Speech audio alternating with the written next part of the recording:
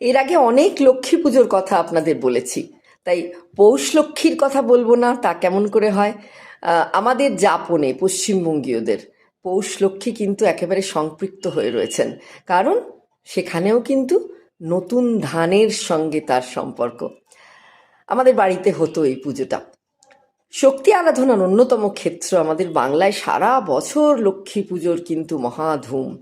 তবে প্রধানত যে মাসগুলোয় ধান ওঠে, মানে ভাদ্র মাস, চৈত্র মাস, আর তেমনই পৌষ মাসে ধান ওঠাটা তো আর একটা মানে গুরুত্বপূর্ণ। আর সেই সময়তেই ধান ওঠাকে কেন্দ্র করেই কিন্তু মা লক্ষ্মীর আরাধনা, আর এটা মূলত পশ্চিমবঙ্গীয়দেরই রীতি। লক্ষ্মীর মাটির হাঁড়ি সারা বছর তোলা থাকতে আমিও দেখেছি ঠাকুর ঘরের কুলুঙ্গিতে।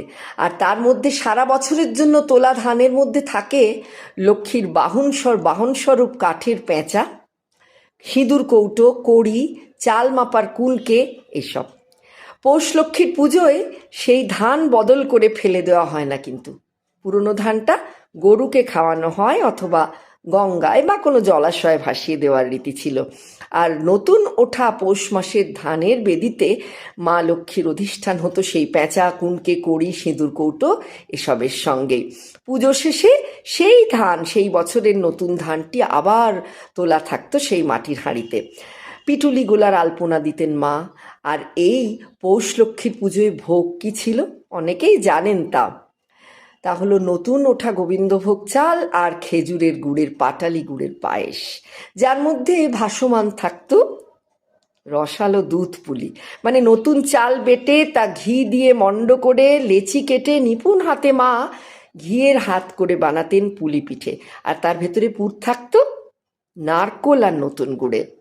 এই পুজোয় ভোগ হিসেবে আর কিছু দাও না দাও, এই দুধ পুলির পায়েস কিন্তু অবশ্যই দিতে হয়। কোনো বার মাকে দেখেছি বেশ আনন্দের সঙ্গে নতুন চালের, গোবিন্দভোগ চালের খিচুড়িও করে মা লক্ষ্মীকে নিবেদন করতেন, 5 ভাজাও দিতেন। আসলে আমরাও খাবো, প্রসাদ পাবো, বাড়ির লোকজনও সেইটাই খাওয়া হয়ে যাবে, খিচুড়ি, 5 ভাজা আর পায়েস, পিঠে পুলির পায়েস। পুজো শেষে মাকে পড়তে দেখেছি পৌষ লক্ষ্মীর ব্রত কথা। আজ সেই ব্রত কথায় যাচ্ছি না। সেখানে মা লক্ষ্মীর মাহাত্ম্য প্রতিষ্ঠা, সংসারের এক টানা পোড়েনকে কেন্দ্র করে সংসারে সেই চিরাচরিত ননদ ভাজের সম্পর্ক কেন্দ্রিক সে ব্রত কথা। তবে নতুন ধান মা লক্ষ্মীকে নিবেদন আবারও মনে করায় আমাদের দেশীয় পদ্ধতিতে থ্যাঙ্কস গিভিং, তাই না?